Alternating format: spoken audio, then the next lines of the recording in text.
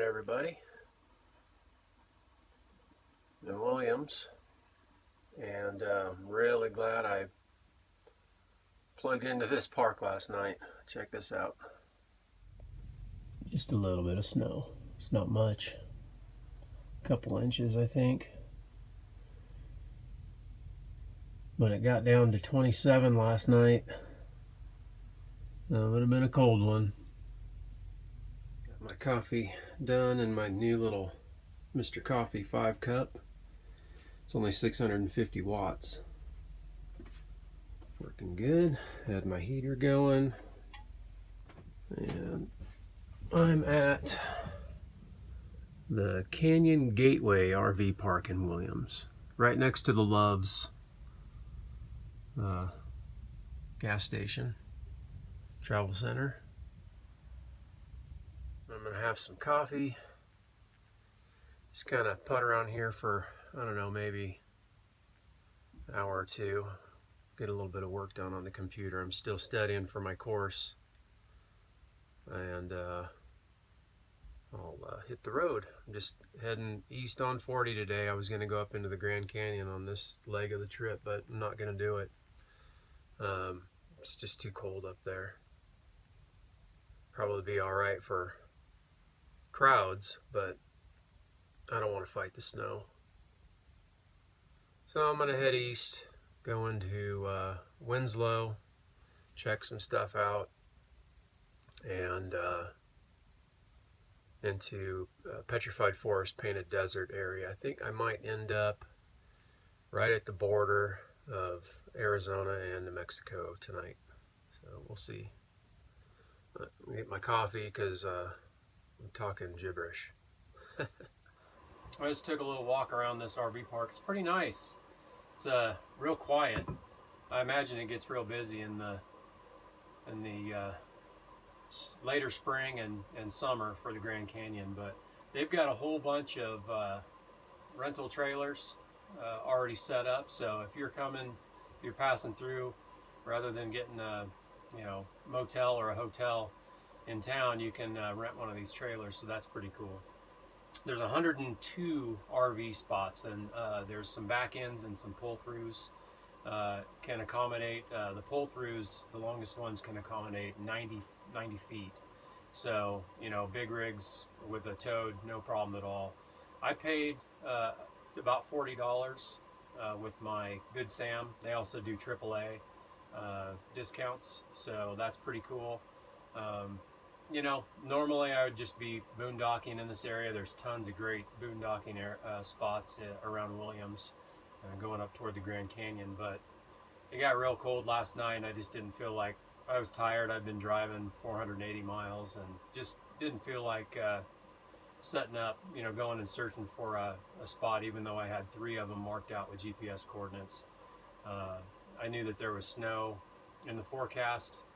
Only got about 3 inches, but it's nice to have the heater running and coffee pot in the morning and all that stuff. So yeah, probably could have done it, boondocking, no problem. I've got the buddy heater, and the batteries can run the coffee pot, or I can just do a pour over or whatever. Not really that critical, but just thought I'd try this right off of the 40, which is really nice. And Williams is just right on the other side of the highway. Not much highway noise at all, or truck noise. There is a Love's travel center just up the road here. No problems with truck noise. I heard one train go through at about 10 o'clock. The BNSF train went through on the tracks through Williams, and that I just barely heard it through the camper. So that wasn't bad at all. Another thing that is great about this RV park is that all the sites are 25 feet wide, so they're like a double wide site. So if you had a towed, even with a shorter rig, you've got room to park next to it, so that's pretty cool. I'll throw a couple pictures up from my walk. I just walked around, just checked out some of the area, and of course with the fresh snow it was absolutely gorgeous. But it's a really pretty area, obviously, being so close to the Grand Canyon. You've got all these pines and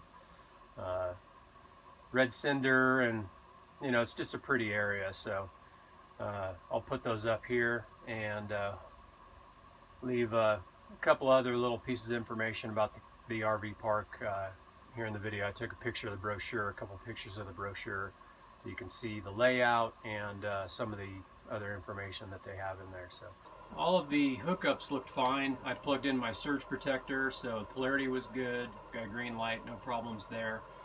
I believe all these sites are 30 amp. I don't think they have any 50 amp at all, but had no issues with that. Sewer hookup was on the right side.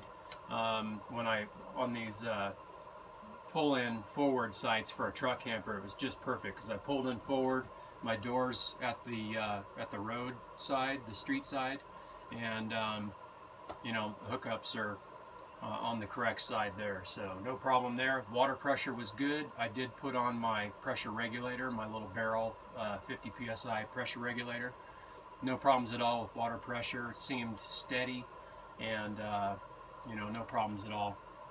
It got down to about 27 last night here, and I didn't have any problems with freezing. I had water when I woke up this morning, so that was good.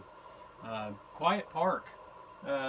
Like I said, the only thing was just the train going by last night, right as I was going to sleep, so no issues there. Really pretty and great location. The access off of the main road, the Grand Canyon Boulevard, was pretty easy. If you have a long rig or a fifth wheel or something coming into, when you're just pulling in off of Grand Canyon by the Loves, that it's a pretty sharp turn. It's a 90-degree turn, and then you've got another 90-degree turn going in by the office. So, but it's wide. You shouldn't have any issues with making the turn at all.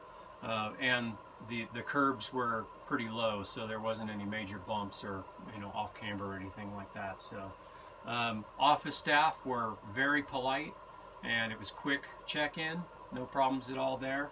And the fella in the little golf cart brought me down to my site, showed me the hookups, you know, and just mentioned a few things about there's a light bulb on the top of each pedestal, and which is kind of nice, so you can see what you're doing at night.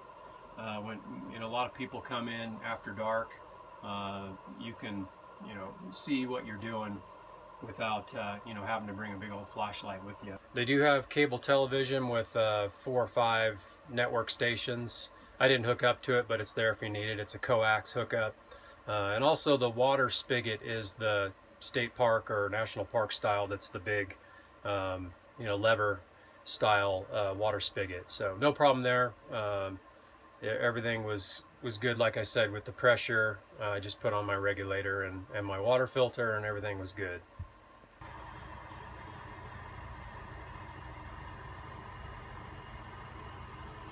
All in all, it's a good park. You're not packed in here like sardines like a lot of parks. There's plenty of room for slide outs.